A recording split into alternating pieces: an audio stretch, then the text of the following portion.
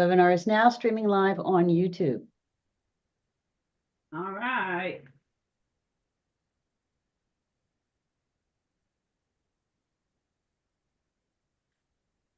Webinar is now streaming live on YouTube. All right.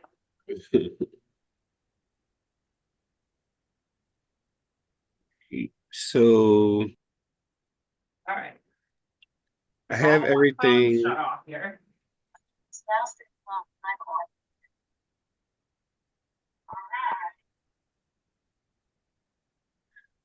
I think I have everything set for it. Well, seeing the message come up, that makes me feel basically confident it's going to happen if we needed it.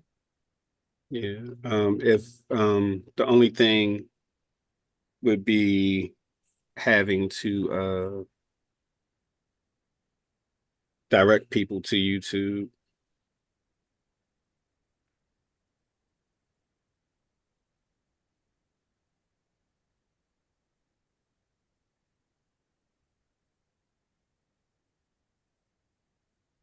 That's one thing I don't know about. That's you and Mark. And I just never worried about it. And we don't do it Yeah, that well, often. typically is written into the promotions if we feel like we're going to have a number of people, like when we had, I think for the first one we had. Okay, so then what's our plan? Our plan is it, will people send us an email? They may send me an email. If they can't get in, Yeah.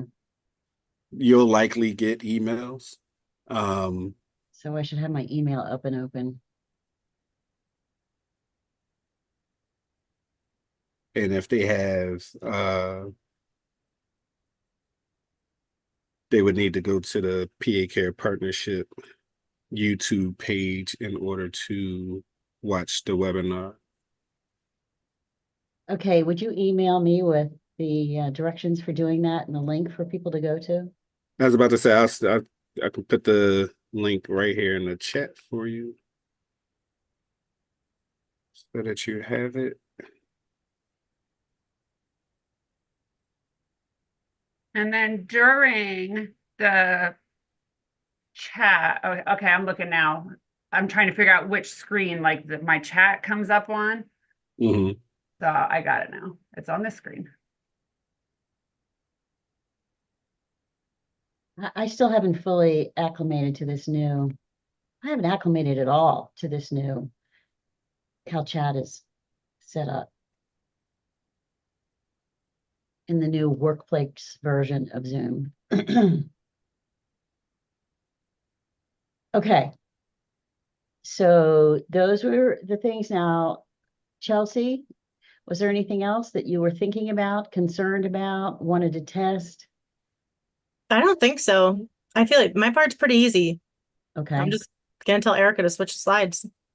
Okay. And Erica, is there anything that you were concerned about, wanted to test, wanted to talk about? I don't think so. I just pulled up to make sure I had the chat and the Q&A windows in the right screen, and I think I'm good. Good.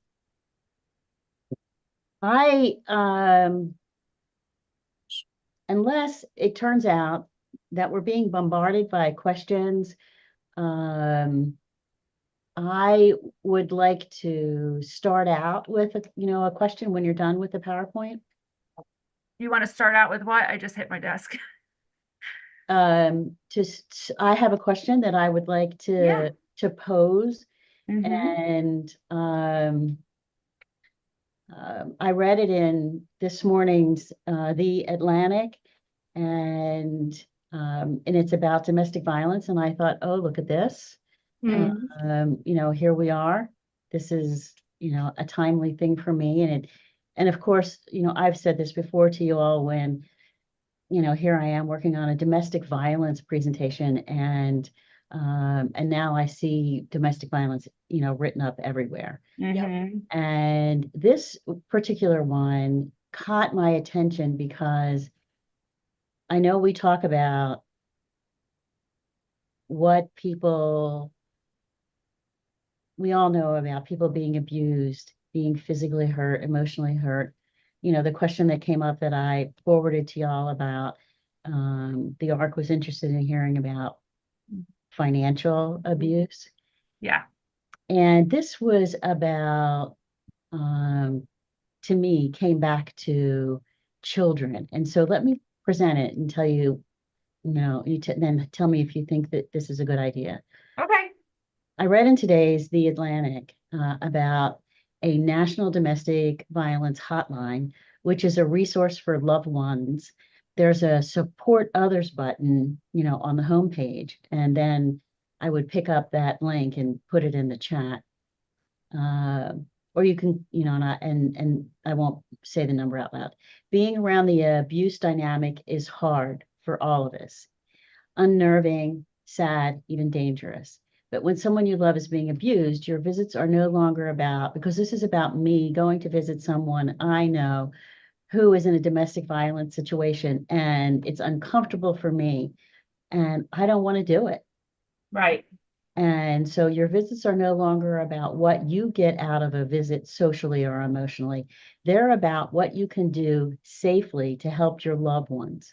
Right. And this includes your children, who are victims too, and by no fault of their own, abusers in training at their father's knee. Yep. Make sure your loved one knows and state this clearly, that you are there for her 24/7, no questions asked. Do we like this question? Yeah. Yeah. I mean, it's more of a statement though, right? Like not And then necessarily you a would take it question. and say, You're yeah, just, how important that is, and yeah. any experience you've had with it, or any suggestions you've Mhm. had, or stories of, people that you've done this with, something like that. But my feeling is that I would just quote this article instead of having a personal opinion or a personal question, that it says, you may know somebody who's going through this. Okay, we've established that. We all know a victim. That was part of, maybe I can reword it this way when I pose the question, that we all know a victim. And that I know that I have personally dealt with this, in that it's really hard to be around that person. If the feelings, the anger, and then sometimes you think, well, I've just made it worse for her. Her husband's gotten into a tizzy, and now she's going to have a miserable evening because I was there. And maybe it's better if I don't go. Just don't go. But it's not. Something like that. Yeah. Yeah, that's good with me. I mean, especially because chances are, yeah, you did make it worse, but that's still not a reason not to go. I get what you're saying. Okay. You can tell this is not my office, because I don't know where anything is. What are you looking for? Paper clip. Oh, can't I'll help. find it.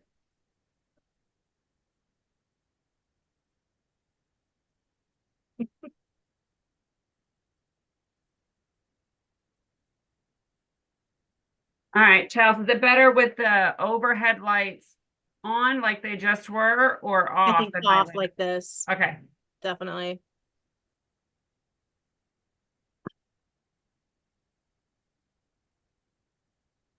Jamal, you haven't said anything. Are we good with you? Is there anything you wanted to suggest? No, ma'am, I'm good. When Chelsea and Erica do webinars for us, my life is easy. I tell you what, I really love hearing that though, because up until that one that we did with you guys, we had no idea that people don't usually do all of that. Yeah. Like how are you supposed to really man a Q&A on a topic? Okay, you're not presenting. Like you don't know all of it, so it blew our minds last time when you guys had said that to us, honestly. But Yeah. I'm glad to hear it that Yeah, for me, it's when y'all do it, it's like I just lay back and because it's y'all show. I don't I don't have to really do much. oh, I'm glad. That's how it should be. I was like looking at the Q&A before, and then I saw Erica typing. I was like, oh, she got the Oh, Q. she did. She got that. Yeah, she's got it. I know. I did the same thing too. There were a couple different times when I was ready to jump in. I thought, oh, no, she's got it. She's got it. Now I'm still active in the chat. I am still a big believer in, and I know Erica was doing it, putting the links in the chat to Yeah. whatever's being discussed. But if it's something that comes up that you didn't mention, then I'm gonna, put it in there. Yep. And so, yeah, so I think that it's been just great working with you guys. And you're such professionals. And I know we've worked with some serious professionals, people who, especially during lockdown, when the speakers who were accustomed to going out and traveling and going to this city and that city suddenly couldn't go anywhere, or more open to doing these things, online. And we were, because of that, able to have some people that we wouldn't otherwise have been able to afford because they took less money, because less money was better than no money.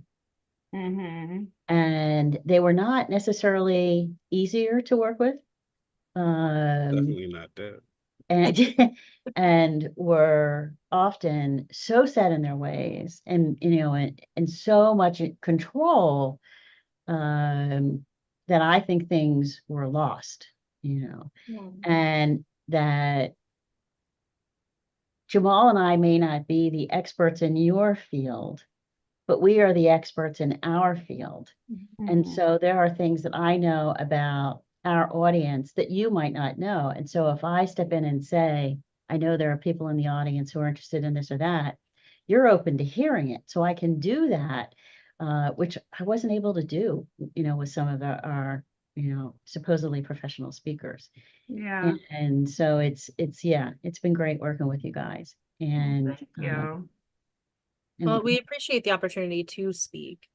And I think we're probably more laid back because we're just happy that the information's getting out there.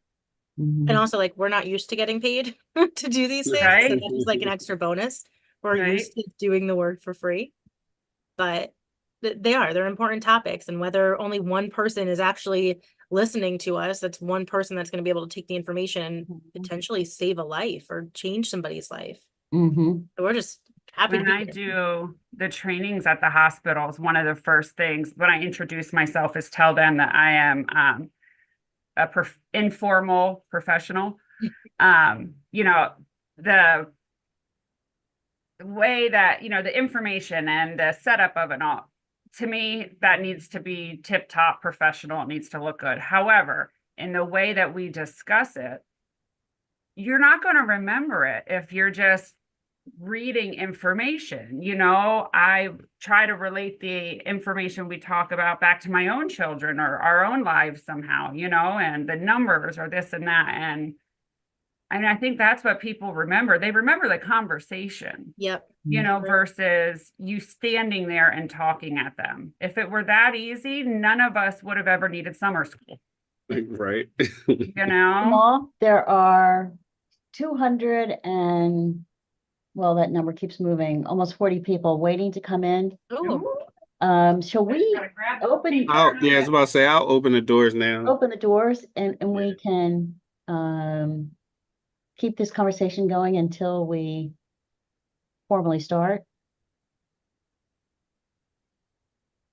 got it. Hi, everyone. We decided to open the doors. We're having this amazing conversation, a pre-webinar conversation with Chelsea and Erica. And I said, let's just open the doors and let people listen in on this conversation before we officially begin.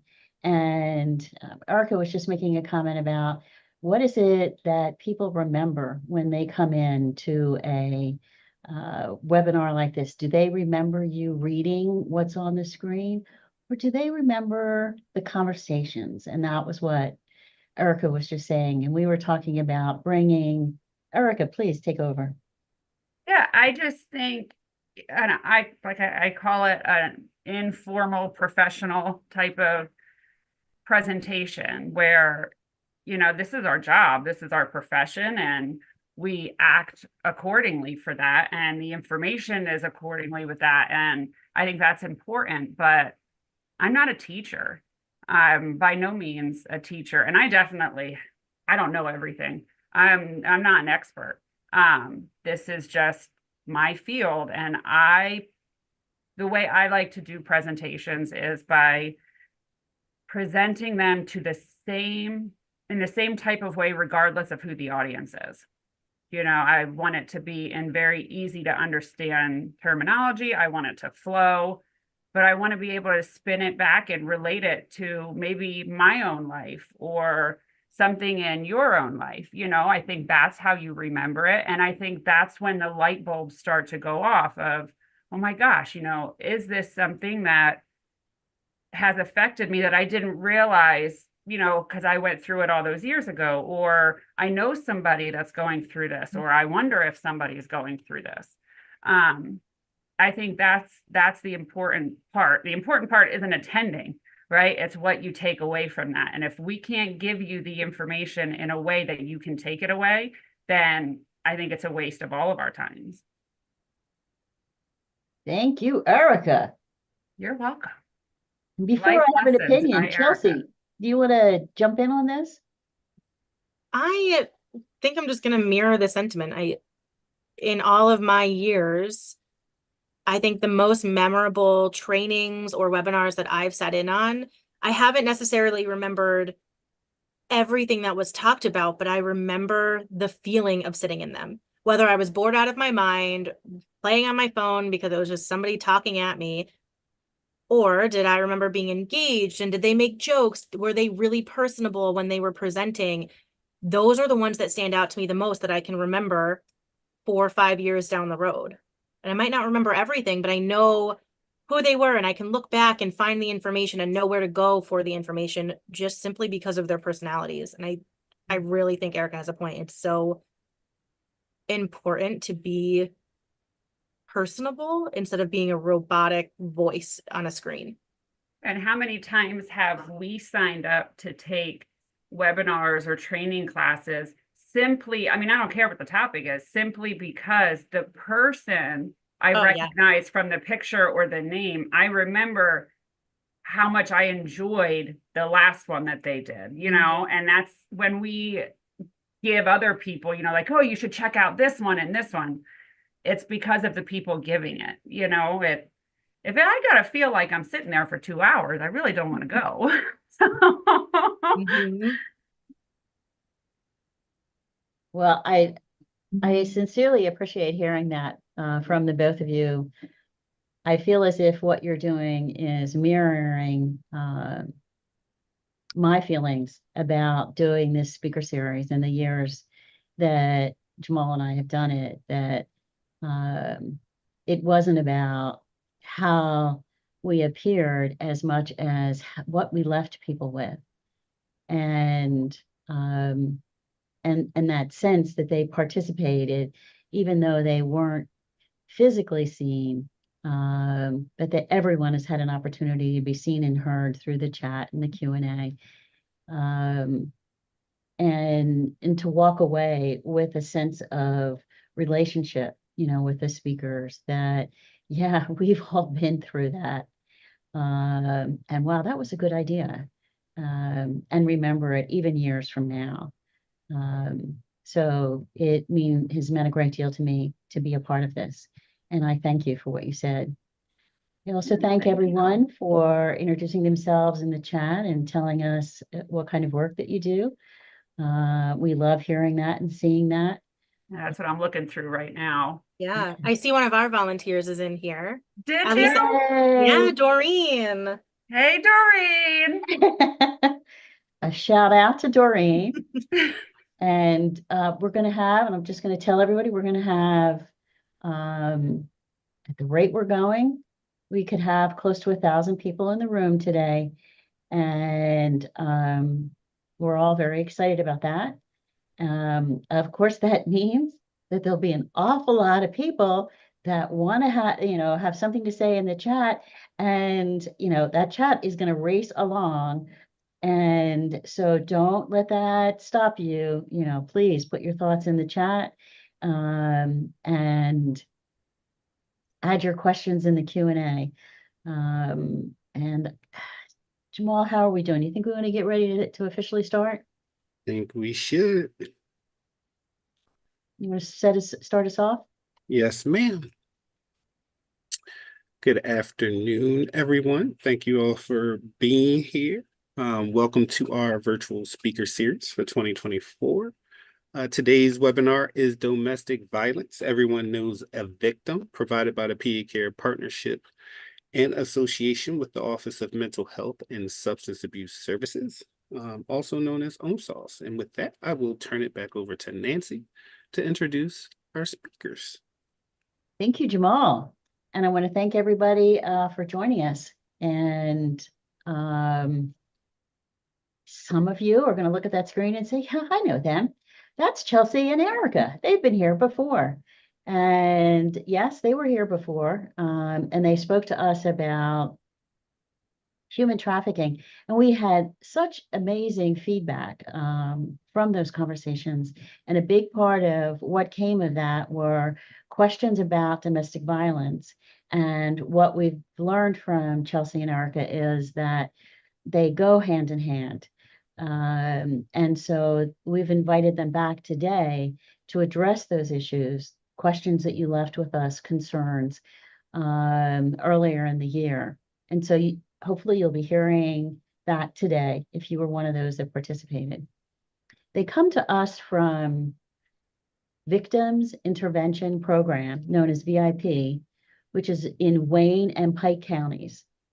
They will also provide resources for all counties in Pennsylvania, although that's not part of their job at VIP. But don't worry, we're going to walk away with something. VIP provides vital supportive services for survivors of crime and abuse, including domestic violence and human trafficking. Their mission is simple: educate, empower, envision. They educate the community on the issues of domestic and sexual violence. They empower victims and survivors to make the best choices for their individual situations and invite the community to envision a world free from violence. Erica is a medical advocate with VIP. She has a long history of working in both victim services and healthcare and has been able to see firsthand what patients and medical providers experience when dealing with interpersonal crime. She began her time with VIP in 2016 as a volunteer taking crisis calls after hours. Erica now serves as the medical advocate. She is dedicated to bridging the gap between victim services and healthcare providers throughout all of Wayne and Pike counties by adopting a trauma-informed culture and providing much-needed education on domestic violence, sexual assault, and human trafficking issues. Chelsea is a community outreach manager for VIP. Chelsea has been in victim services for nearly 10 years. Starting as a case manager at a domestic violence shelter in New Jersey, she quickly realized that this was more than just work for her. It became her passion. She takes pride in educating the community about the complex issues survivors of crime and abuse must face every day. Everyone will leave with resources that can be used to educate others and provide resources for support available at the national and state levels and directions on finding resources and support at the county level. I ask you all to post your questions in the Q&A, which you can find by running your mouse along the bottom of the screen. And I now officially turn this over to Erica, who already has the PowerPoint slides up and ready for us to go. Yes, thank you, Nancy.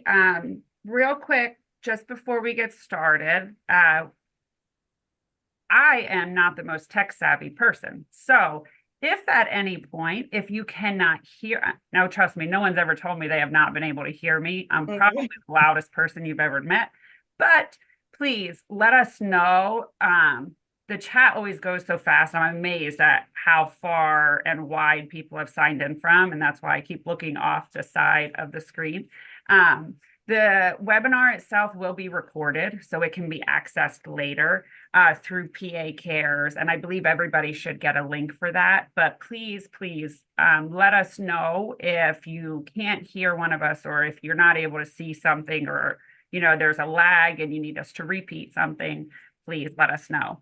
And also, thank you so much for attending. Thank you so much, far and wide. I mean, never in my wildest dreams, and I'm sure Chelsea will say the same thing, did we think that little old us would ever reach this many people. And it's just amazing. It really is, further proving that I really am correct, right? Like I tell my husband, people just like to hear me. You should consider yourself lucky. You get to hear my voice all the time. Because look, there's people all over the place. So thank you all. Appreciate it. Chelsea, go for it, girl. Okay, well, let's just get started. So before we actually start moving through the presentation, I do want to give a bit of an activation warning. And I see that people in the chat, like I wrote some down, we have some people from housing, from Head Start, from children's advocacy centers, children and youth services.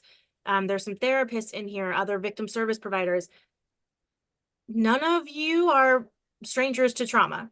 So I'm sure that you have worked with domestic violence victims in the past, whether you realized it or not, or you've just worked with people who are experiencing a lot of trauma in general. And even though you might be familiar with working with trauma, please take care of yourselves today. So if there's something that comes up and this is it activates something from your past, or you're just having a hard time listening, please take care of yourself. You can step away from your computer, turn your camera off, turn the whole webinar off and listen at a different time when you feel a little more comfortable or safer. Or if you need to, please reach out to Nancy or Jamal, and they will make sure that they link you up with the support that you need today. Because domestic violence is a heavy topic. And like we say, everybody knows a victim.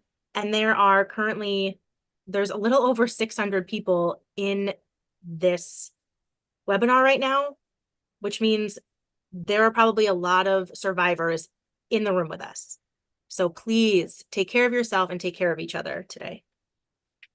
You can, Erica's in control, so I have to tell her every time I need her to switch the slide over. So don't worry about us. Nancy already did this. I'm Chelsea Filatico, the Community Outreach Manager, and Erica is our medical advocate. That's it for introductions. I don't think we need to go back into it. But I do want to give you a little quick background on VIP because I don't want to take up a lot of time talking about our agency specifically when we only serve a small portion of this state. We are the victim service provider in both Pike and Wayne County, Pennsylvania. So I'm currently in our Milford office. I'm like 3 minutes away from New Jersey and about 6 minutes away from New York. So we're really in like that tri-state area over here. And we work with all types of people who have been touched by abuse, whether that be domestic violence, sexual violence, human trafficking, stalking, identity theft, insurance fraud, child abuse, elder abuse, anything that you can think of that is going to have a traumatic effect in someone's life. Our advocates are here to help. In fact, the only people that we will not serve are the perpetrators of crime or abuse.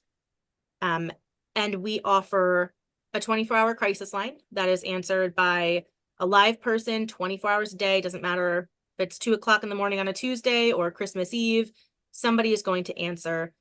And we have a lot of really dedicated volunteers who help us answer that hotline. They go through hours and hours and hours of training. In fact, I mentioned before, one of them is on here right now. They answer that phone. They work with victims who are in crisis in that moment. And it's a really beautiful resource that we have to offer. We also have an emergency shelter for people that need to flee domestic violence. And we're happy to say that we also have a shelter for pets because we know that's a huge barrier and you don't have to leave your pets behind if they are unsafe in the home as well. We also work with federal funding for rapid rehousing because we know that homelessness is one of the leading causes of homelessness is domestic violence. So we work really hard to make sure that people are safely housed. We have our medical advocate, Erica, who works with our care providers to make sure everybody understands domestic violence and human trafficking and how to effectively work with victims that might come through their office. And we also have legal advocates who walk people through the legal system, which is confusing on a good day, let alone a day where you are in crisis, living your worst nightmare, and now have to fill out a 45-page protection order with words that you just don't understand. So we have people in-house that can help be the buffer and help lead people through the system. And I think one of our biggest services that we offer are individual and group counseling. This is what our advocates are here doing all day long from 8:30 to 4:30 every day, seeing clients, victims, survivors, their children, their parents, their loved ones, their aunts and uncles, people who just happen to know somebody who was a victim a long time ago and just need to process it. That's what our counselors are doing every single day. And we also have a really robust outreach program. Maybe I'm a little biased there as the outreach manager, but we do a lot of work in the community trying to make sure that everybody knows that our services exist and know that they can be a part of the solution. So that is the very rapid fire who is VIP that you are going to get. And as I said before, we work in Wayne and Pike County, but there is a program very similar to VIP in every single county throughout the United States. So whether you're joining us from PA or you're out in Michigan or you're in California, there is something like Victims Intervention Program in your county. It's just not called Victims Intervention Program. So we do have links to the statewide website so that you can find the provider in your county and see what kind of services they offer. They might have some of the same services, they might have different services. It really just depends on funding from county to county.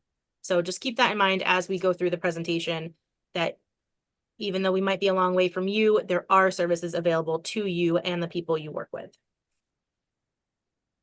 And with that, the websites for that themselves, there's those listings we will see later on at the end of the presentation, but in the additional resources that we provided, and you all got the link for that, this time around, we also put each one of those additional resources that we have listed, we put the name and link right on that as well. So that way it's easily accessible and every single one of you can find it.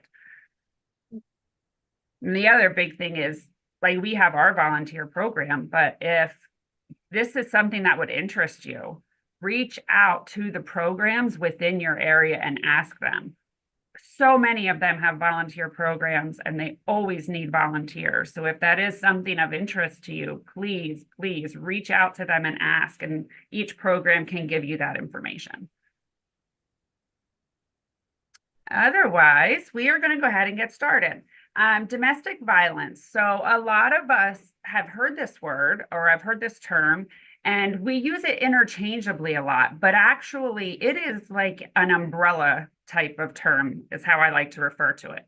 So domestic violence is a pattern of coercive behavior that is used by one person to gain power and control over another in an intimate or familial relationship. So this is not a one-time incident. This is not, oh, I made he or she mad, right? This is a pattern of behaviors. The sole purpose of this is to gain that power and control. People that are living within abusive relationships, that relationship, and this is the hardest part, is that it's not built on love, regardless of what you are told, what you are shown. It is not built on love. It is built for power and control. The umbrella of this comes in with the subsets that fall underneath of that. So within domestic violence, you have intimate partner violence, or IPV. This is physical violence or sexual violence, including stalking and psychological aggression with coercive acts by a current or former intimate partner. A lot of the stuff that we go over today, it is going to be involved IPV, because that is the biggest subset of domestic violence. Beyond that, there's also different forms of child abuse. So emotional, sexual, physical, or the neglect of a child under 18 by a parent, custodian, or caregiver that results or potentially or threatens to produce some sort of harm. There are other forms of child abuse, but when it comes to domestic violence, it is referring to the people that are in that direct caregiving role as being those who abuse the child. Also, people that live within that same home because of those family ties. Lastly, we have the subset of elder abuse, the failure to act or an intentional act by a family member that causes or creates a risk of harm to an elder. The big key here is that with domestic violence, these are well-established relationships, right? Somebody that you're dating or were married to, or are currently dating or married to, somebody who should be providing that support and that love for you as a child, as an elder, as a partner. This is not stranger abuse. This is not random acts. This is that pattern for power and control by those closest to you or those that should be closest to you. Come on. Moving on, we're going to do a poll. Yeah. All right. Right now, or in 2022, when the last report was done, where does the state of Pennsylvania rank within the United States for domestic violence cases? So what number is our state out of the country for the amount of DV cases that are reported? Remember, these are all going off reported numbers. So I'll give everybody a minute to answer that.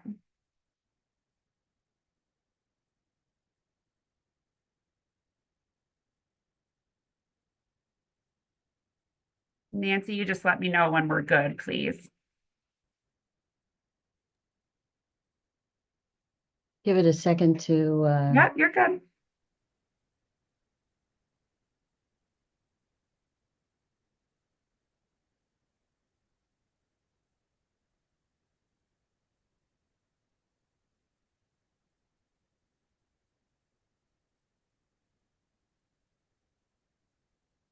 This is pretty good. You want to use this? Yeah, I'm ready.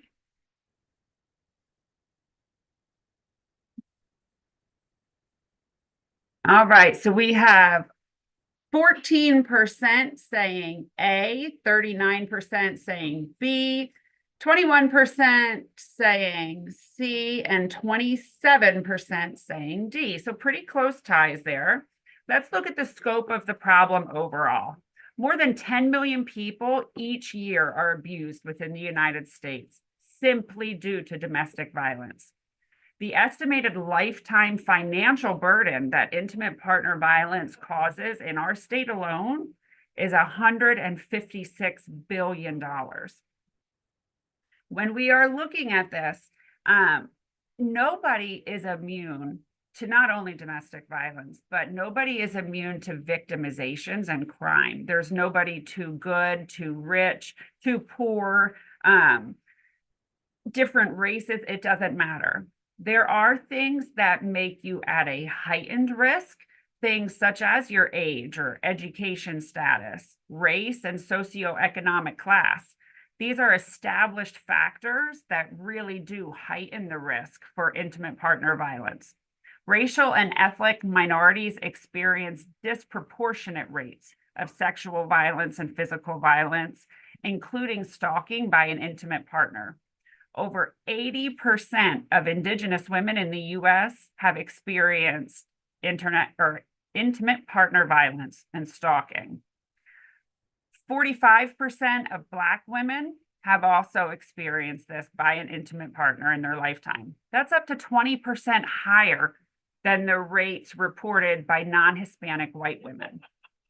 Those with disabilities are at a very much higher risk, as well as members of the LGBTQ+ community. In fact, they are 2 to 8 times more likely to experience domestic violence within their lifetime. Those numbers, they're just staggering.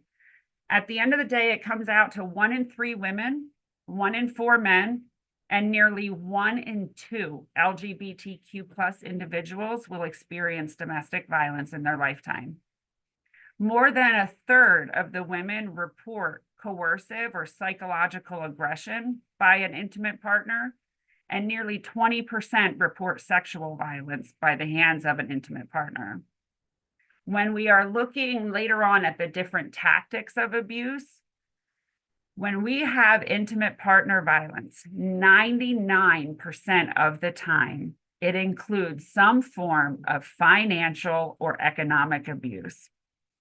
That is the highest, most used tactic in these types of abusive relationships.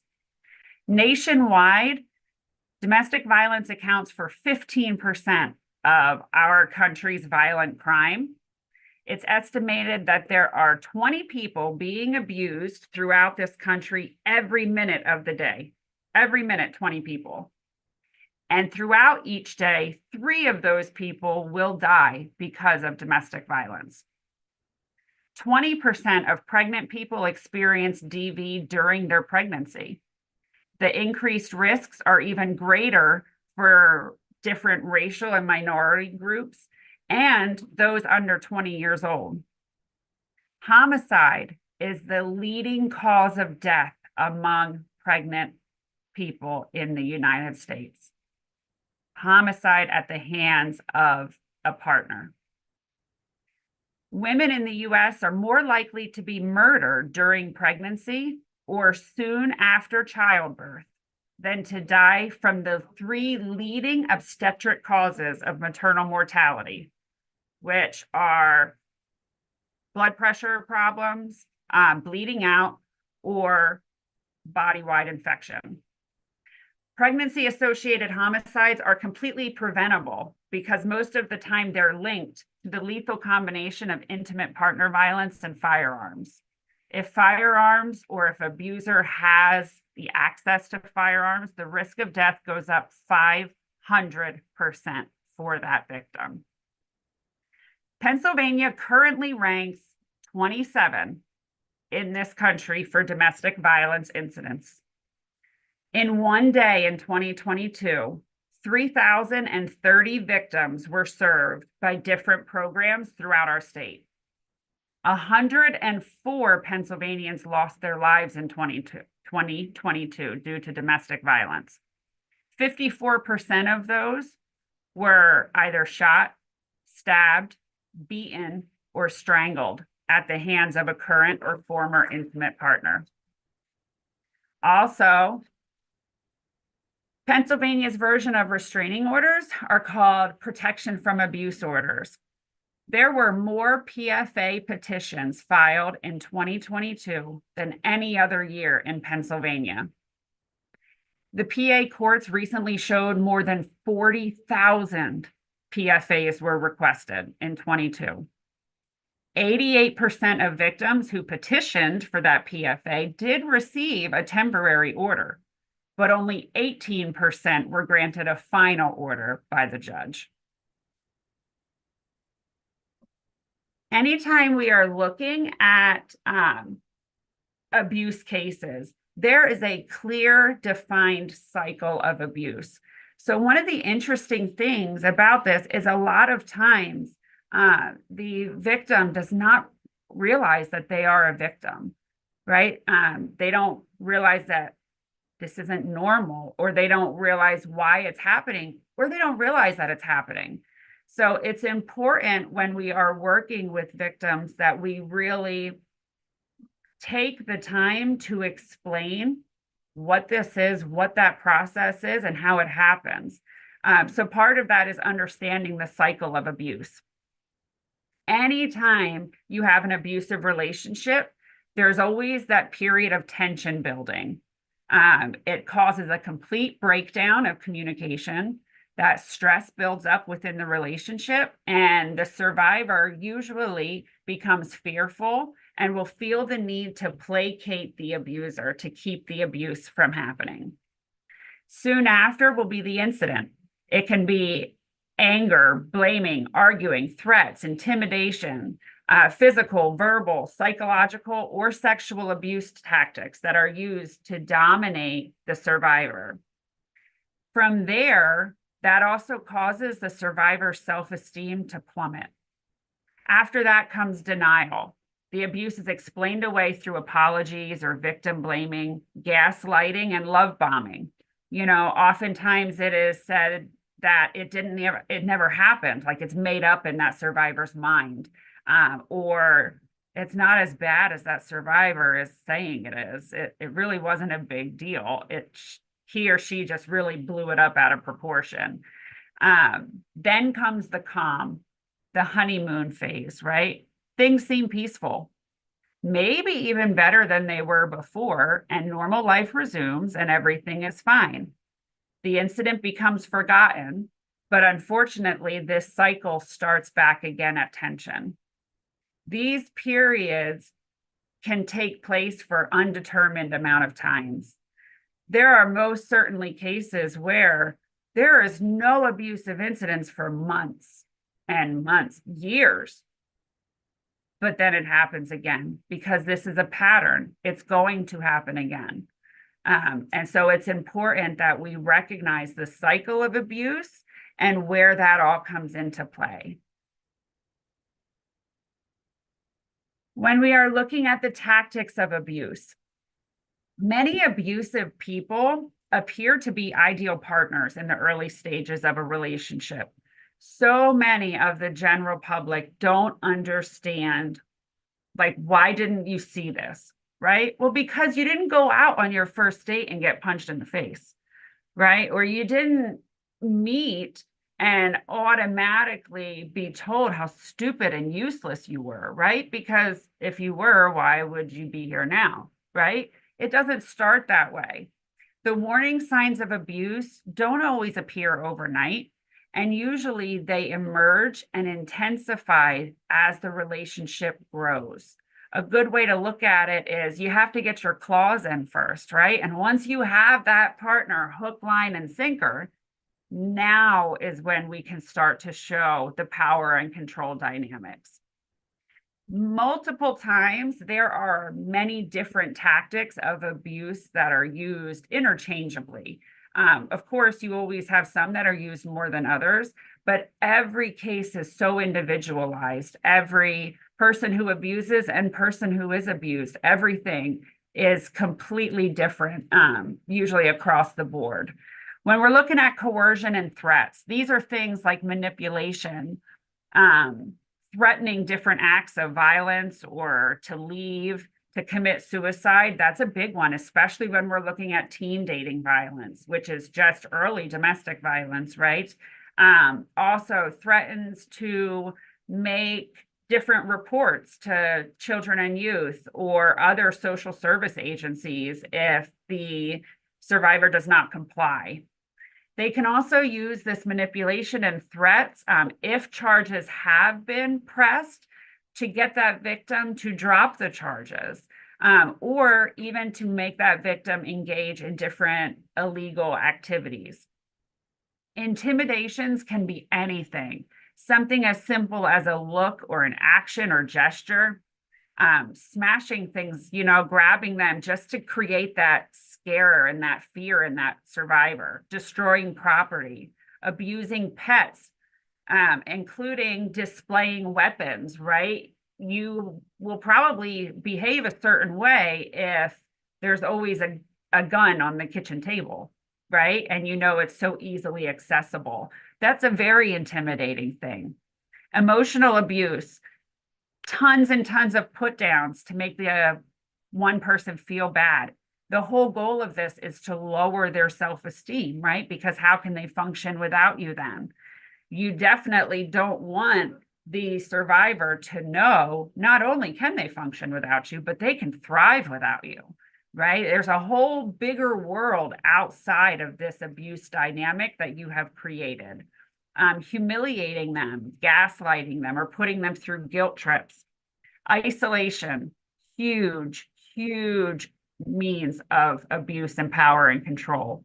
This Erica, is, Uh-huh. Hold on, sorry, before you move to isolation, we had somebody ask what gaslighting is. Since Oh, it fits in with emotional abuse, could you just do like a quick yes. explanation? Yes, thank you. So gaslighting is the term that is used, that it's a form of manipulation, and it really makes the survivor question their own sanity, question their own memories, right? When you know an event has happened or words have been said, but you are constantly told, it really didn't happen that way, or you're blowing it up out of proportion, right? But you know the truth.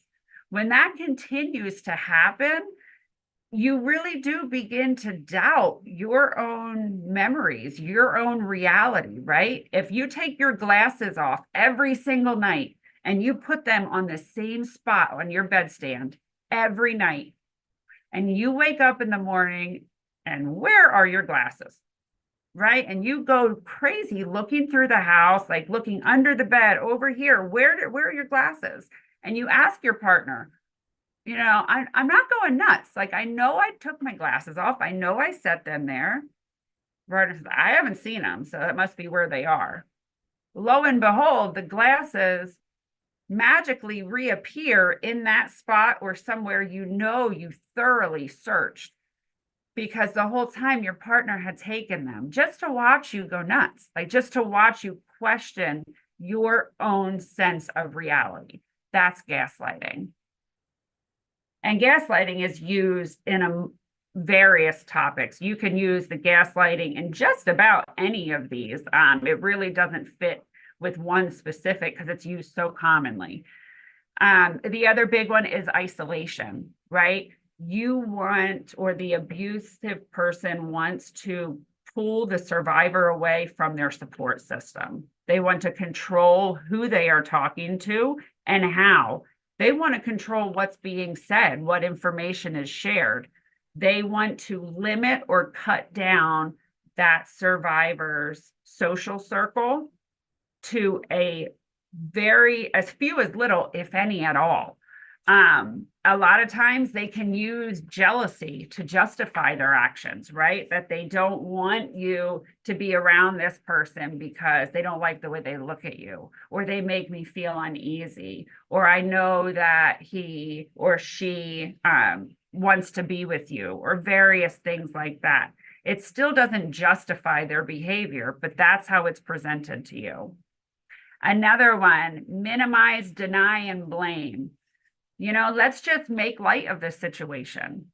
Here's an idea. Let's gaslight some more and pretend it never happened, right? I'm never going to bring it up again. God knows you're terrified of me. You're not ever going to bring it up again. And if you do, I can shift that behavior onto you, because what did you do to cause me to react that way? If you would have just went to the store and came right back versus stopping for gas and not telling me, all you had to do was tell me, right? But you didn't. Next time, tell me and it won't happen. You know that I worry about you. I worry about you so much, and I just want to make sure that you're okay, right? Let's minimize it, deny, and place the blame, shift it onto somebody else. Children.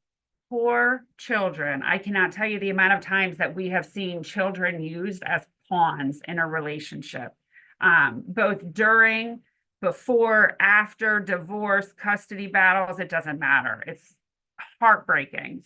For those of us that have children, and honestly, I can't think of what I would not do for them to keep them safe, to keep them happy, to give them the best possibility of life. And that is then used against you, right? Through guilt trips, using the children to relay messages, using the visitation times when you are having to meet and give or pick up the kids from your partner, using that as a time to harass. Threatening, right, to take the children away, or even making the reports and stuff, falsifying reports, simply as a tactic of abuse. It's heartbreaking to see this, and yet it happens Oh, Chelsea, I don't know. I would say if there are children involved in this abusive relationship, personally, I don't think I've ever seen a relationship that was abusive where they were not involved in the tactics of power and control. And that's not proven. That's just my version of it. And it's horrifying. It's heartbreaking. Economic or financial abuse, as we've said before, when it comes to intimate partner violence, this is used at some point, at least 99% of the time. Things like preventing employment, right? Not wanting the partner to work for various reasons, right? Because we can minimize and deny and put it on jealousy, things like that. Not allowing the partner to have any direct access to money, right? Where you're an adult that has to get an allowance, but it's not really called an allowance. It's just for that one partner to be able to really manage the family finances, right? Because money is tight. You don't really know money is tight. You have no idea, right? You don't know how much the electric bill is. A lot of times, a lot of survivors do not even know what bank they use because they're not allowed to have any of that information. It also makes it very hard when you are thinking about leaving, because how are you going to do it, right? You have no money, you have no access to money, you don't even know where to start, right? You've never paid a bill before. When you're a full-grown adult facing some of these, what other people call basic life challenges, that's intimidating, right? How many of us would even want to say, I don't know how to do that at this point? Right? So it keeps you locked in this relationship. Lastly, using privilege. This is in means of age. It can be used in race. It can be used in gender, right? Really all across the board, because you are using your own person and defining roles to treat the other person poorly, right? Maybe because you're the man of the house, you get to make those decisions, or you are the one that is supposed to be controlling the finances, right? Maybe in your lifetime, the woman is supposed to stay home and take care of the kids, therefore not allowing her to have a job, not allowing her to build any sort of social circle or support because you should be here. You know, there's a lot of different ways that privilege can be used, right? That head of the household, or just acting like you are superior to somebody. And it's not enough to just act it, but you constantly verbalize it, right? Again, when something isn't verbalized, you can feel it, but you're kind of like in your own mind, maybe I am overreacting, right? But when it is said out loud, there's no overreacting to that. You don't misinterpret language that is used in front of you. Any and all of these things are different ways of abusing somebody. Most, if not all of the time, they are used in conjunction with one another.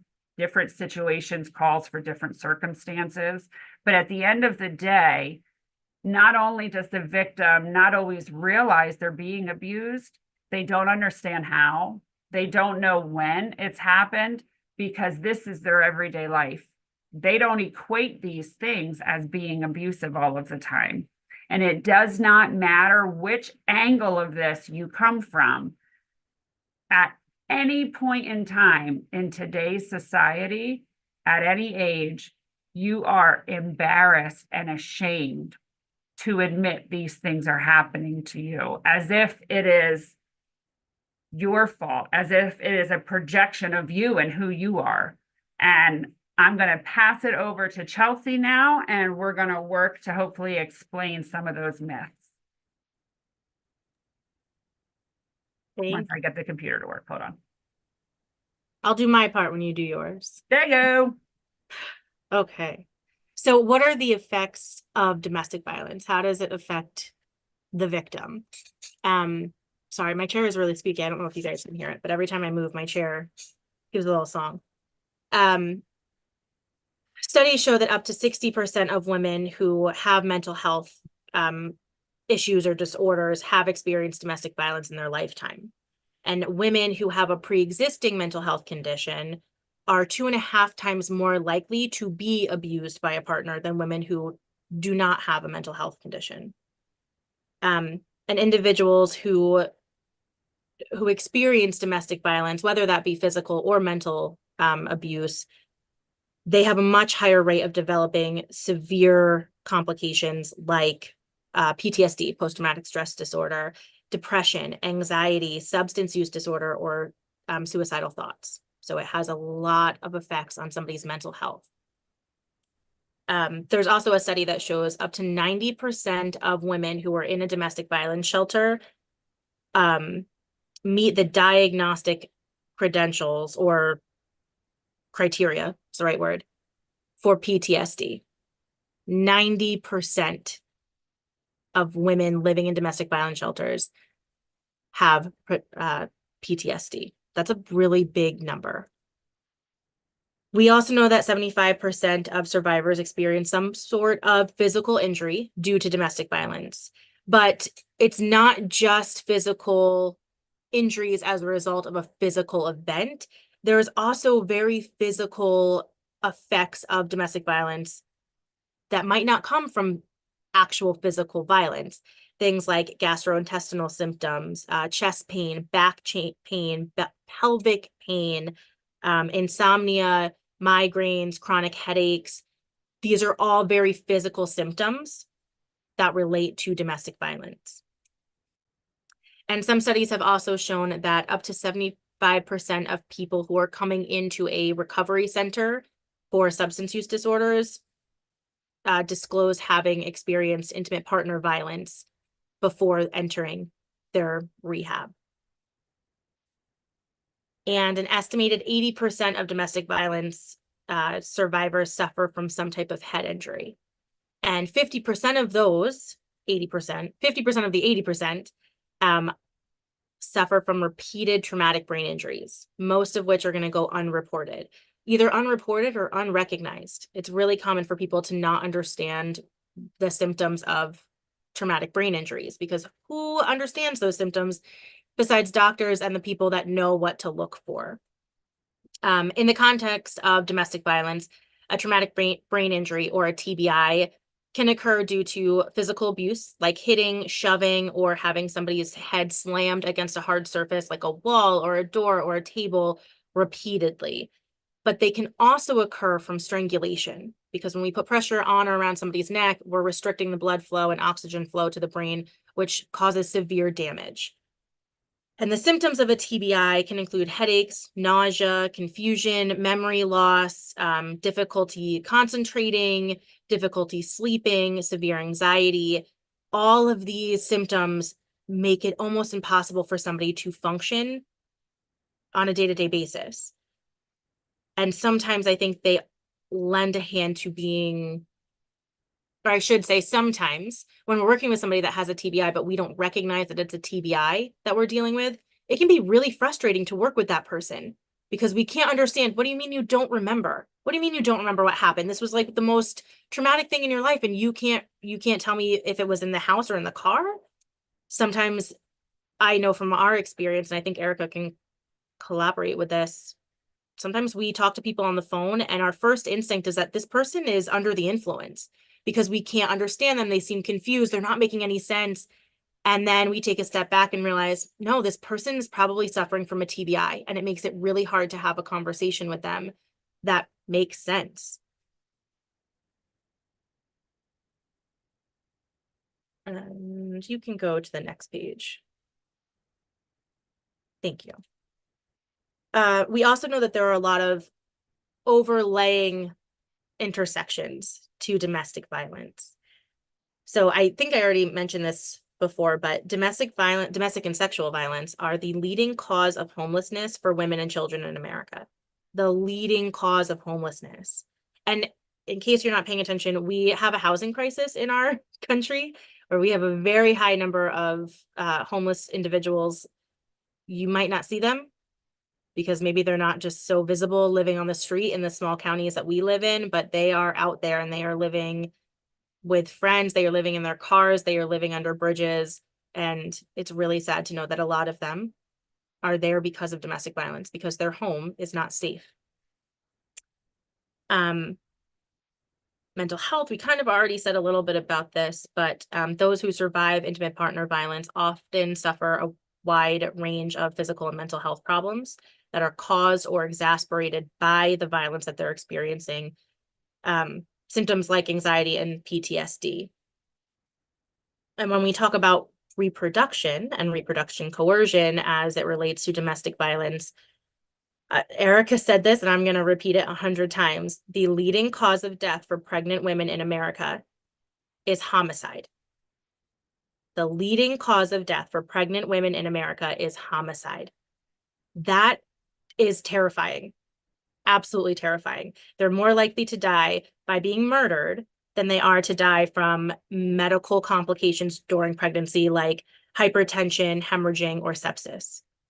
They are more likely to die from an intimate partner than pregnancy-related causes. And 40% of pregnant women who have been exposed to abuse report that their pregnancy was unintended, versus the 8% of people who are not abuse victims who have unintended pregnancies. Hold on, I'm just trying to get my notes together. Young women, and when I say young, I mean 15 to 20 years old, about who have been abused by a boyfriend are more likely to have forced intercourse without a condom, meaning they might not want to have unprotected sex, but they are pushed into having unprotected sex by their partner, which then leads to unintended pregnancies. And when we talk about substance use disorders, I mentioned this in an earlier slide too, about 75% of people that come in for intakes in recovery centers or rehabs report being victims of abuse. You can go to the next slide.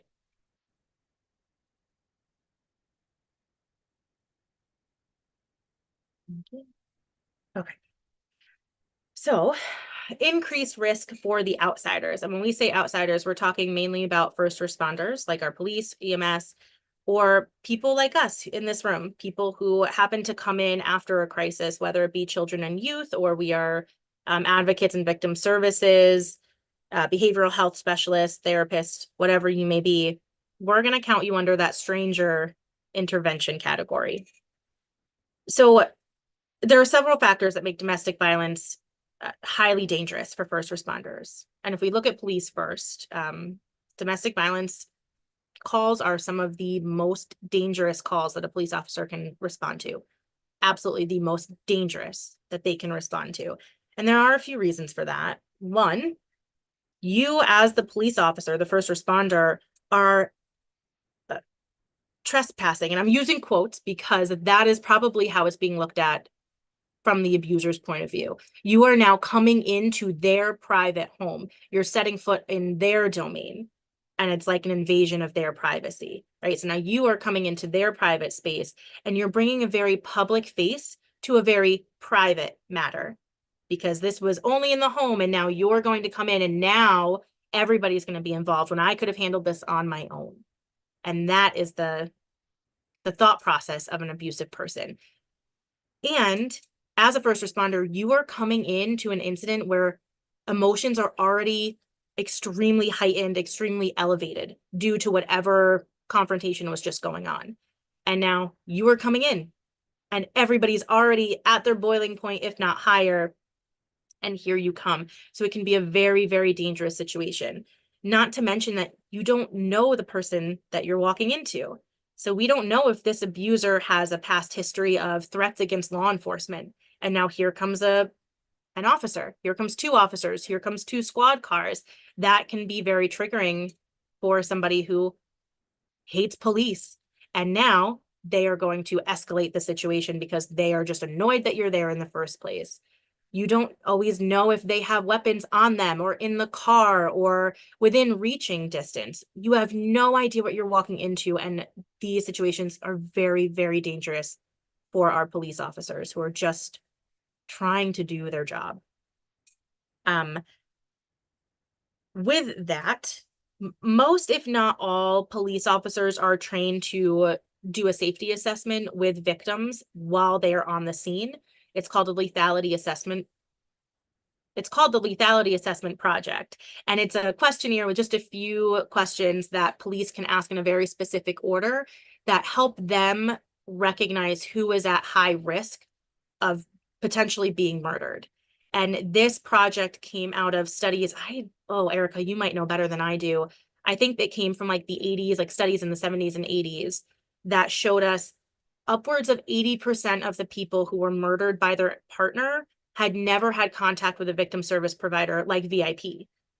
And whether they didn't know that VIP existed or they just could not physically make a call or get to their service provider because of the control their abuser had, we're never going to know because they're not here. They're not here to tell us. We've already lost them. So when the police officer comes on the scene and they do the lethality assessment with the victim, the procedure is to immediately on the scene call the victim service provider. So call VIP while you're with the victim, at least make sure that they understand that there is a program like VIP that exists to help them. Because now we can at least cross that first part, that first question of did they know we existed, off the map. They know we're here. They know there's somebody that they can call 24 hours a day. There's a safe place for them to go if they choose to. There are people that care about their safety and want to see them thrive. They know that we're here. So that's a really important thing for police to do. And we're happy that we have a lot of buy-in from our local police departments. When it comes to EMS, even though they are not necessarily the people walking in ready to make an arrest, right? They are there strictly to provide medical care. And it may not seem like a big deal, but it really changes up the dynamics of the situation when they walk in. So they might be seen as a rescuer as sorts. And now they are giving medical care to the victim and have chosen a side in the abuser's eyes. And that greatly changes the dynamic of the relationship between the abuser and the victim and can get very dicey, and it can escalate things by no fault of the first responder. So it's definitely something to be aware of if you are an EMS and you're on here and you don't really think about it that way. But the primary goal for anybody coming into these situations is your safety and the victim's safety and the safety of everybody on the scene. And if you are somebody who is intervening and you're a stranger, so you're anybody else on this call, like an advocate or somebody making a home visit for some reason, just remember your safety is the priority and making sure that everybody else is safe and that we don't escalate the situation in some way. So finding reasons to keep the abuser in your line of sight at all times, creating distractions to take any kind of concentration off of the victim or the children if they're in the area. Don't go in alone. There's safety in numbers. Get some backup. Make sure that you're not walking into a situation that feels unsafe without anybody by your side. And just make sure that you're always keeping safety at the forefront of your mind. The one thing that I think we all, as advocates, tell our clients and anybody that we're talking to is that your intuition is your best tool. If you're walking up to a scene and you just have that gut feeling that something doesn't feel right, something's off, or you have like that sense of doom in the back of your head, I don't know if anybody else has ever experienced that, but you know something is going to happen, please trust that. Trust your intuition, trust your gut, and stop and don't go. Don't go in if you can help it. Don't go in without some kind of backup, just so that you don't put yourself in a situation that could have been avoided. You can switch to the next slide. Sorry, I keep forgetting that you're in control. Okay, so what is the reason most victims choose to stay in an abusive relationship? Nancy, you're up with our second poll. Okay, let me get that poll.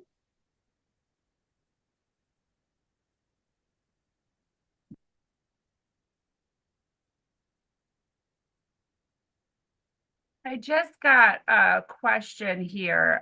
It says, if a child at a young age witnesses DV in their home, but maybe doesn't realize what fully happened, Could they also become an abuser later on because they think it's normal that they see their parents in that situation and a learned habit?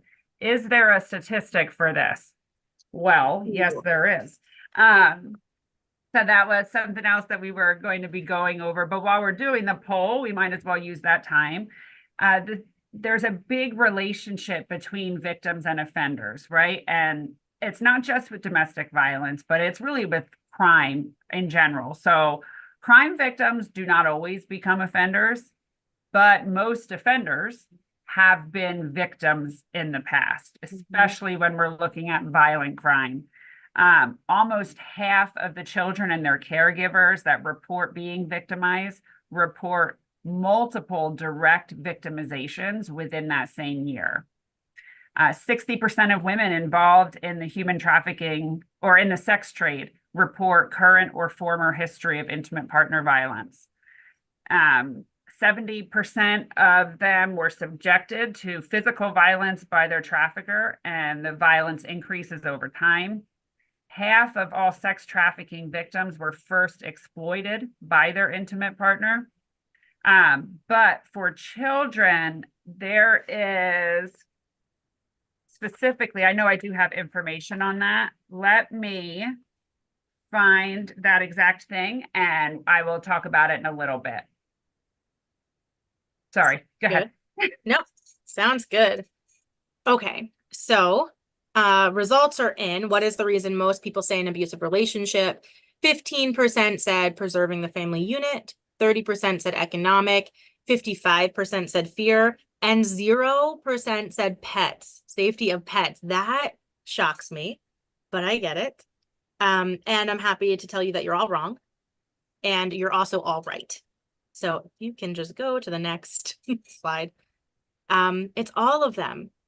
There is not one reason why people stay in abusive relationship. There are 1,000,001 reasons why people stay in abusive relationships.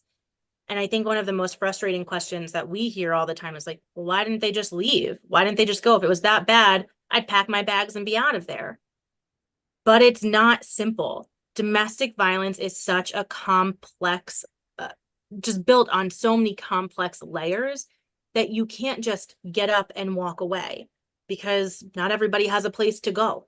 Your options are to be homeless. And then if you're homeless, can you take your kids? Are you going to live in your car with your kids? You don't have a job. You don't have childcare. How are you going to pay to feed your children? How are you going to pay to feed your pets? How much longer can you keep that car if you don't have money to pay for your insurance or pay for the car payments? How are you going to eat? What are the repercussions going to be if you do leave? Just because you've left the relationship does not mean that the abuse stops. There are so many reasons why people don't leave. Fear of the abuser is definitely one of them. We know that the risk of homicide increases tenfold while somebody is planning to leave. And that could be because, like Erica said before, domestic violence is all about control. And when an abuser knows that that their victim is getting ready to leave, they are losing control, and that sends them on a spiral. So it becomes extremely dangerous for somebody to leave an abusive relationship. And that's why we will always ask people in your professional career, while you might be helping a victim of domestic violence, we might believe that the best thing for them to do is leave that relationship. But please note that you are not the expert in their relationship, and forcing them to leave could put their life at more risk. So if they're not ready to go, please do not push somebody to do it. Make sure that they know all of their options, and that when they are ready to go, be there to help guide them. But we cannot force people to leave, because leaving could mean death for a lot of survivors. Some other reasons that people don't leave include losing access to medication. If they are ill or they're on constant medication that they don't have access to, you can't leave without it. You can't leave without it. If you, again, we said homelessness. If you're going to live in your car with your kids, is that the next best thing for your children? And if you do that, who is going to say that you get to keep custody of those children? Because now if your abuser takes you to court and you are homeless, they have a home, they have beds for your kids. So you're still going to have to share custody, if not lose custody altogether. That is a very big fear of a lot of our survivors that come into our office. And believe it or not, you can still love your abuser. It is extremely common to feel that you love the person who is hurting you and you don't want to leave the relationship. That's not always the goal. Sometimes people just want the abuse to stop, but they don't necessarily want to leave. They don't want to end the relationship, which is valid. And we're in no place to judge because we're not in their shoes. So we will never push people to leave or to break off a relationship until they decide that that's what's best for them. Some people who are, are survivors who are also immigrants might not have access to any of their documentation, and they fear being deported if they leave. Very true fear, very valid fear. Fear of being outed if they are LGBTQ plus and they're not openly out. Fear that their abuser is going to out them to their job, to their parents, to their friends, to the community as a whole. If their abuser is somebody in authority, if there's somebody who's really high up in the community, maybe they are in the local government, or maybe they are a police officer, or they work at the local jail or prison. That's a scary situation to leave. That's a lot of light that's going to come back onto you.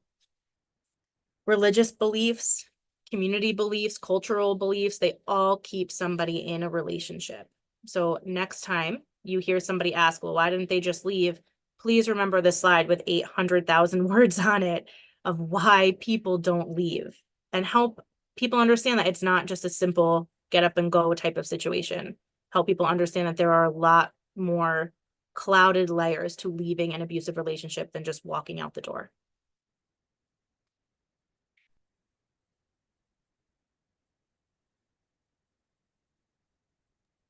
Erica? Righty. Sorry, I was answering a question while you were finishing up.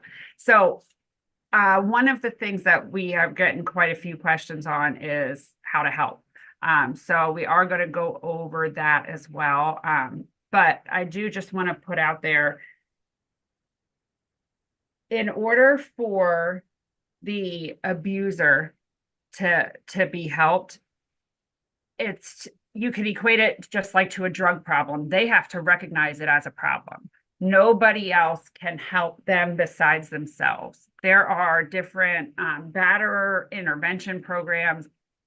Hands down, it has to involve some sort of counseling, because this is their thought process, right? This is the way their brains are wired. And typically it does relate back to their own childhood or trauma or something that they've went through, or just the ways and ideas that they were raised with. But it took them how long to get to this point, right? It's not an easy thing to just reverse all of it.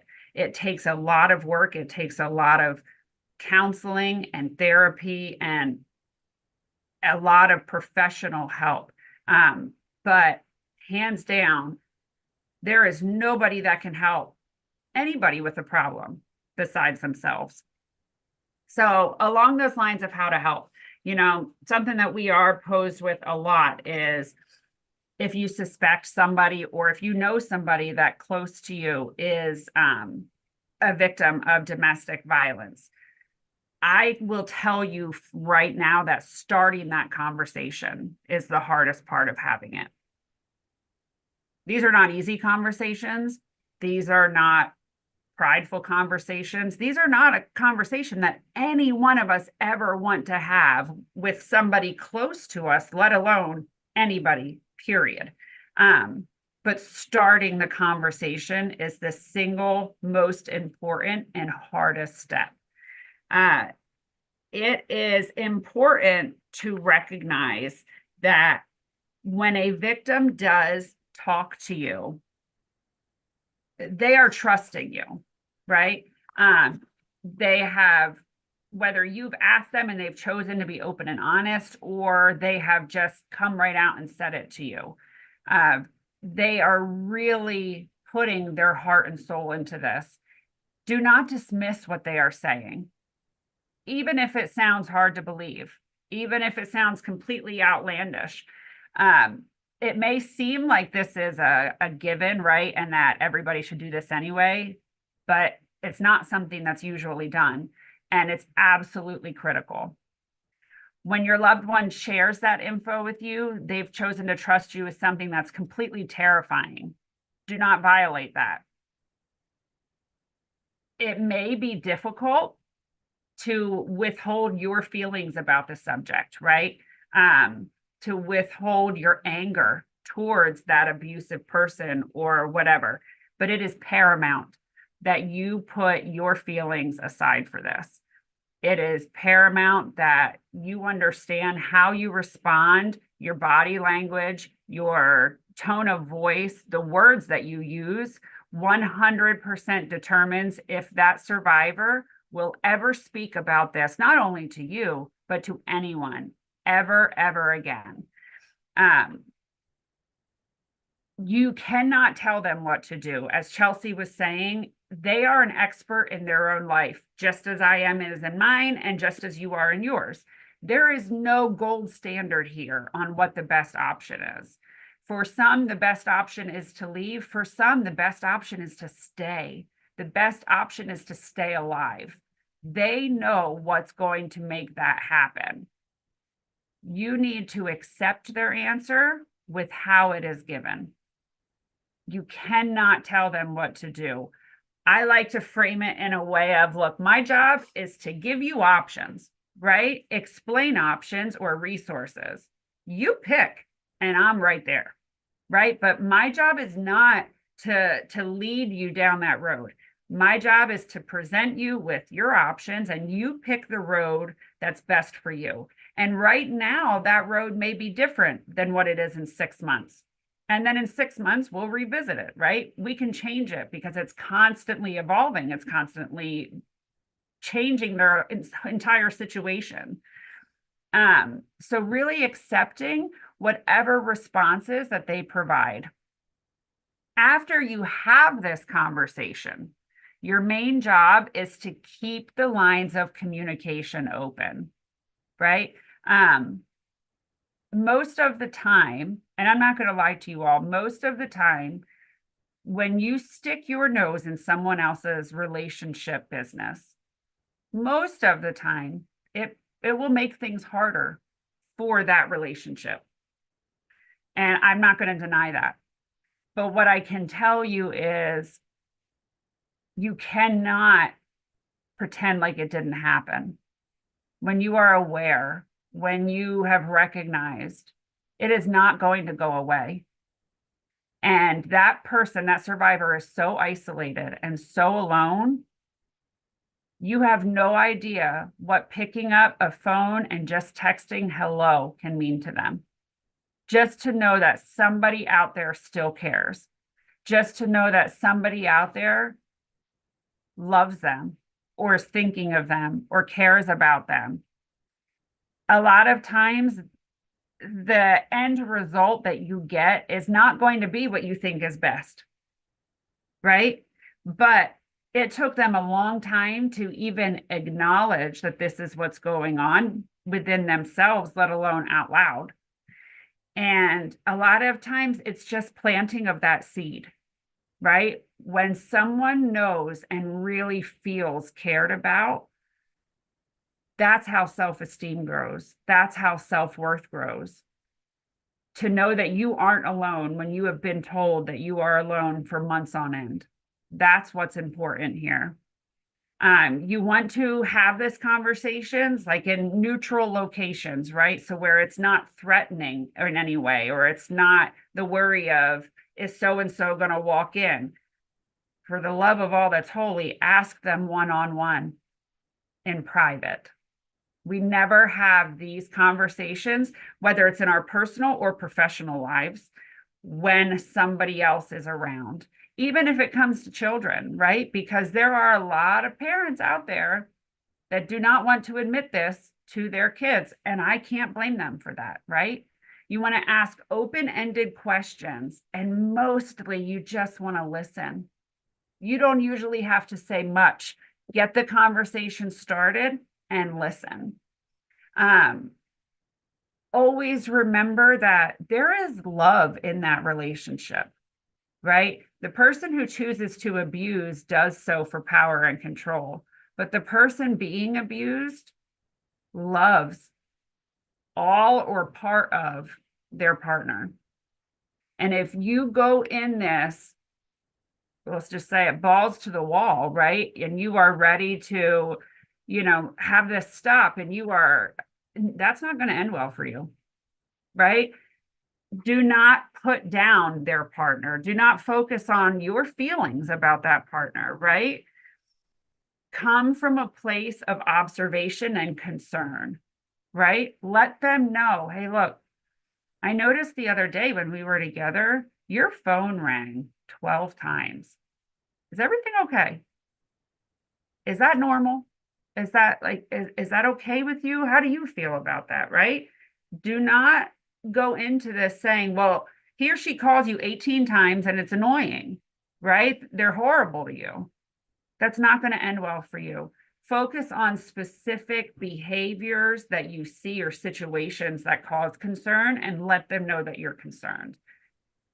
You have every right to feel the way that you feel, and you have every right to need to process that information, right? And everybody has feelings, but right there in that conversation, that is not the time for you. That's the time for that survivor. And you can wait until afterwards to process and recompose yourself. But at that point, it is of the utmost importance. And this is whether you are dealing with men, women, children, adults, it doesn't matter. Basic humans, right? We are all the same, and we all need the same things. And if you come at somebody from a defensive stand, you're going to get defensive. You're going to get lied to. You're going to get told that nothing is wrong. Once you have the conversation, Wait, or if you are, did you need to say something, Chelsea? yeah, I just want to call your attention to the time because we only have 15 minutes left. Okay. Yeah. So just so that we have at least like 5 minutes for questions and stuff at the end. Perfect. Thank you. Once you have this conversation, or in your professional life, right, you have these conversations, it doesn't matter. Number one thing, again, is not for the person to leave. It's not this, it's not that. It's that person's safety, right? Understanding that the word safety and sense of safety is different for everybody. Every one of us looks at this differently. But also realizing that a safety is very individualized, right? It constantly changes and can evolve. It has been proven time and time again that when a person decides to leave a violent relationships, they are at their most vulnerable, and their chances of being injured are increased exponentially, right? It's important that when we are doing this, we're talking about what is the safest for you and when. What does that look like? Overall, basic safety planning tips. Within your resources, there is, I did place information regarding safety planning that can kind of go around to everybody in this situation, with little tweaks here and there. But we always try to stress the fact of having a go bag, right? Just in case things do get out of hand, right? That you have a bag that is easily accessible. Maybe it's not at your house. Maybe it's at your parents' house. Maybe it's in the garage. But inside that bag, there are important documents that you need. There are basic toiletries, cash. There are medications, things like that. Always just having that on hand.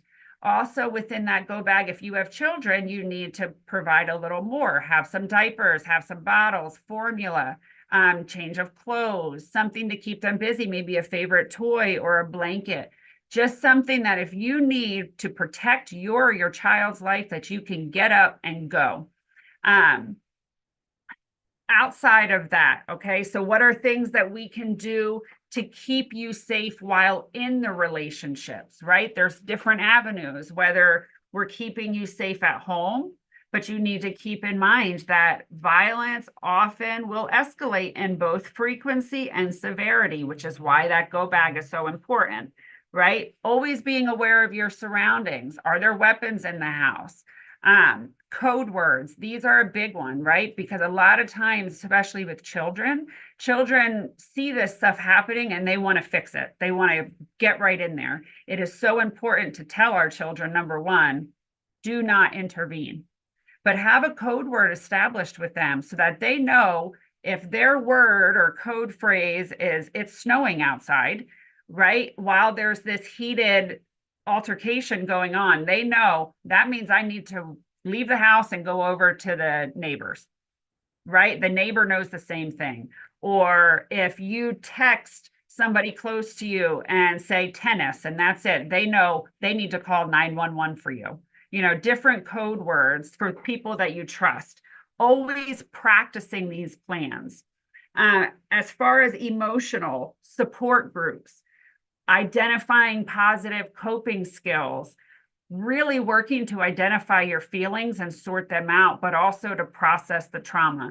Listen, so many of our clients that we work with every single day still are in their abusive relationships. They haven't left. They're never going to leave. And that is okay. We will focus on what will keep you safe while you are there. That is fine.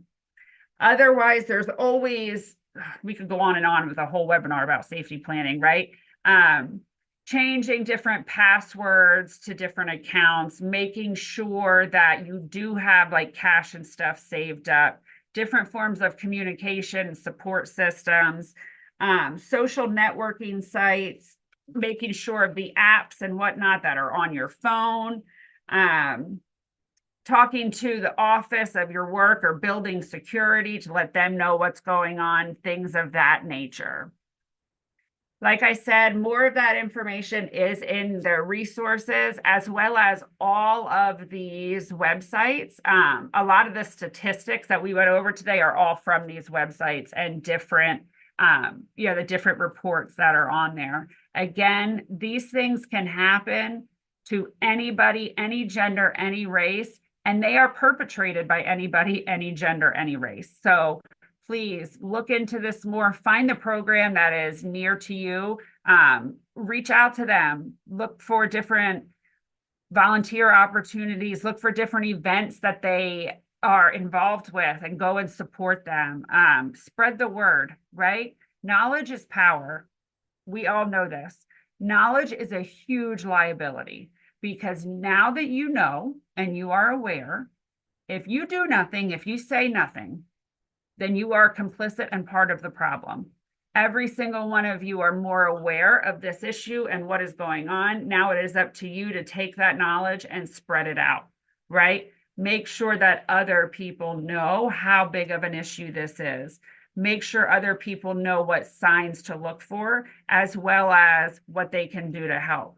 I will also make sure that I do send to Nancy some specific, I'll send the specific TBI, the helps tool, because a bunch of you had asked about that, as well as some resources specifically for children, because especially, I believe when it comes to animal abuse, it said 90% of the time in those power and control dynamics, the children are present. And if you don't know, because you're isolated as a child, the only time or the only thing that you can compare your life to is your own. You don't know until you go to a friend's house, and you say, oh, wow, so-and-so helps cook or this or that. And you realize this isn't normal, right? And you start putting those pieces together. So I'll definitely make sure we get some of that over to Nancy and spread out as well.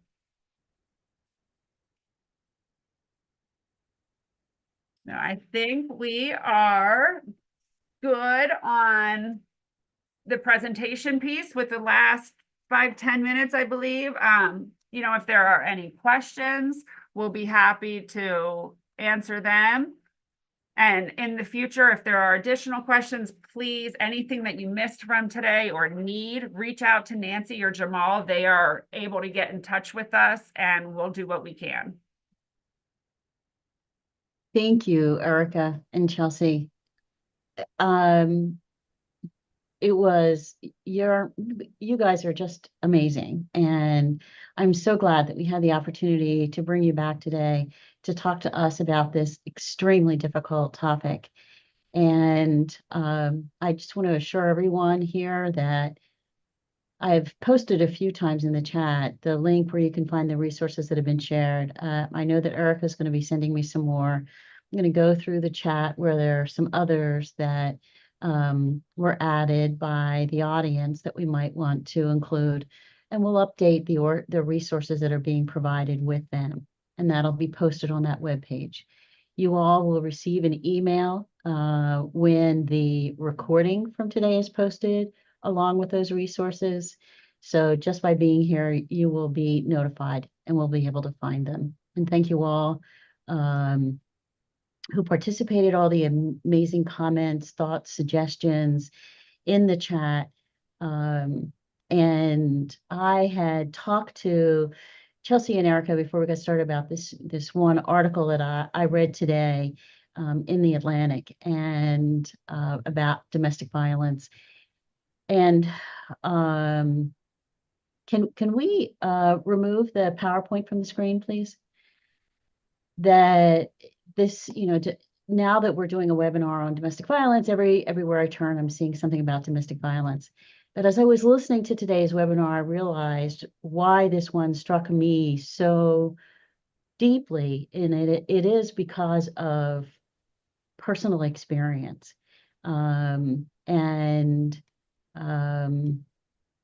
It was talking about how you may have a friend, a family member, a loved one that is in an abusive relationship, and that it may be easier for you to just step away and leave them than to put yourself in the middle of it, to go and visit them while their abusive partner is in the room. And it can be very difficult to do that. It can even be dangerous. But when someone you love is being abused, your visits are no longer about what you get out of a visit socially or emotionally. They're about what you can do safely to help your loved ones.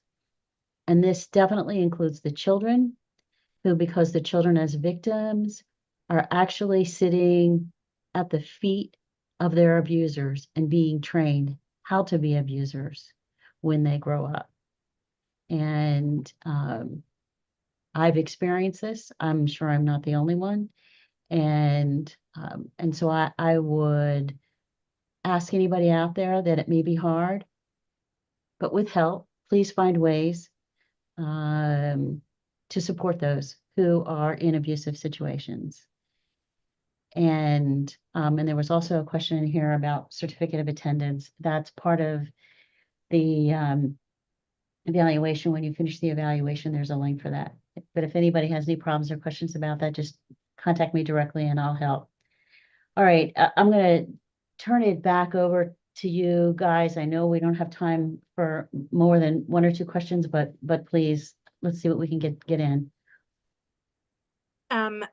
Okay, so real quick, I do see somebody who asked a few different times. They said, I'm seeing somebody who's experiencing verbal and emotional abuse by her husband and has children. Do I need to report this to Childline?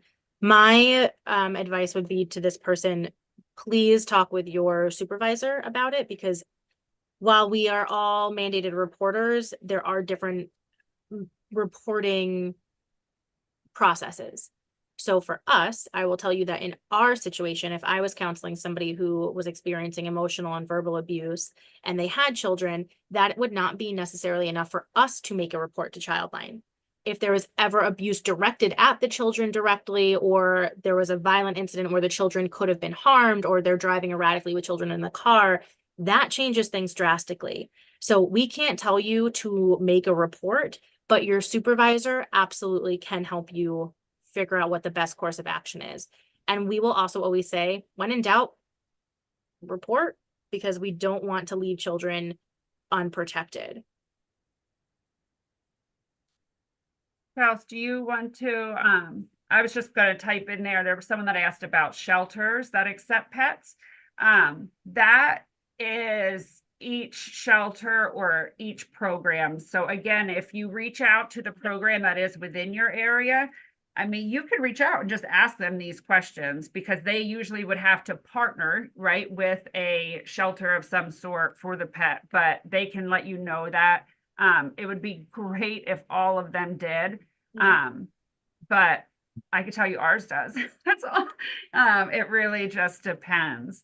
And the other one about, you know, the person that, if someone chooses to tell somebody that just does not respond well, how to encourage that survivor to speak up again. And it's just building up that trust and establishing that rapport with that person. It takes time, right? It takes that security of friendship or of trust to be built, but there's nothing that's impossible.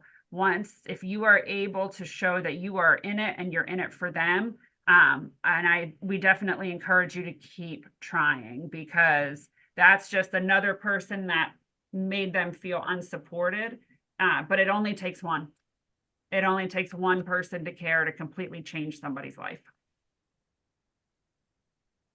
I will also touch on the subject of men as victims, because I did see a lot of like back and forth in the chat about men maybe not being able to access services the same way women do. And that is 100% true. I will never take that away from anything. It is so much harder for men who are surviving domestic violence to access services. And there's so many reasons for that.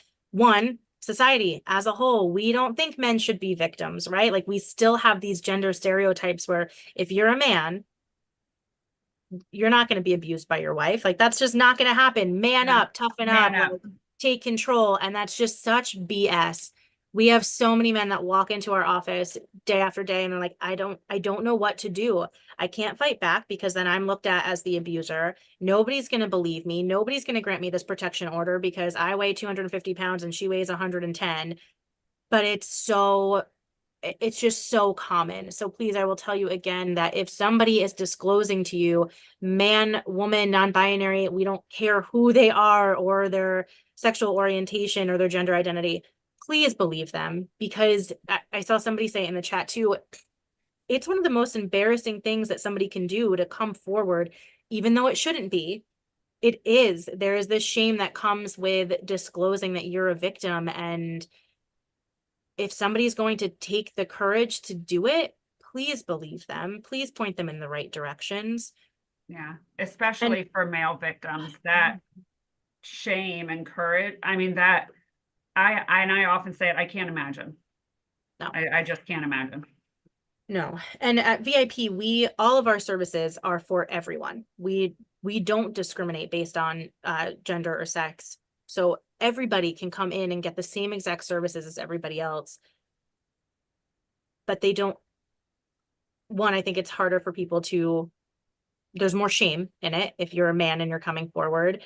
And you might not think that we do serve you, because when you hear domestic violence shelter, the first thing that you think of is a woman. And it's just something that we work really hard to change and try to educate people more on how our services are for everyone. I appreciate y'all answering that, because I was going to hop into that conversation, but I decided to kind of step back, and I was like, because it's very much a perception thing also, when it comes down to men who experience domestic violence. And it's just like that with anything, in the way that, you know, systems are set up and all of those things. So there are some in some specific areas where men aren't as favored as they are in others. And I think, you know, the perception that men have, you know, so many other areas in which they don't have the same barriers that women have, that in others they don't really look at them as much. So again, it's that societal perception, all of those things do matter. So it's one of those things that I think when you look at it, like you all said, it doesn't matter, man, woman, non-binary, no matter who you are, how you identify, just believe them and try to get them to help as much help as you possibly can. Yeah, it's not your job to investigate. It's not your job to say right or wrong. Stay in your lane. You know, let the people who are supposed to do the investigation investigate, and beyond that, that's all, like, that's all that's required of you. Yep. But I appreciate your input on that for sure, because you're exactly right. And I know that you're typing out an answer here, Erica. Somebody asked if there are specific services for trans people, and there definitely are. And I do not know them off the top of my head, but I will find them and make sure that Nancy gets them so she can send them out.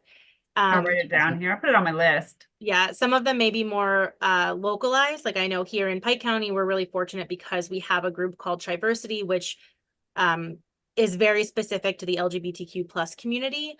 But I also know that our advocates, when they come on, we have to go through a really intense, like 2 weeks of training. And a big portion of that is training us on how to work with all different types of people with disabilities, LGBTQ plus folks, because they experience a very similar power and control wheel when it comes to abuse, but there are also added layers to their power and control and the different tactics that abusers will use to control an LGBTQ plus victim. So there are programs out there. I just don't know them off the top of my head, but we will make sure that we get them. Yeah, really depends on the services available in your county, but nationwide, the Trevor Project is an excellent place for services for people of all different types in the LGBTQ plus community. So definitely checking them out online too. Mm-hmm. Yeah, Trevor Project is a great one. Thank you for that.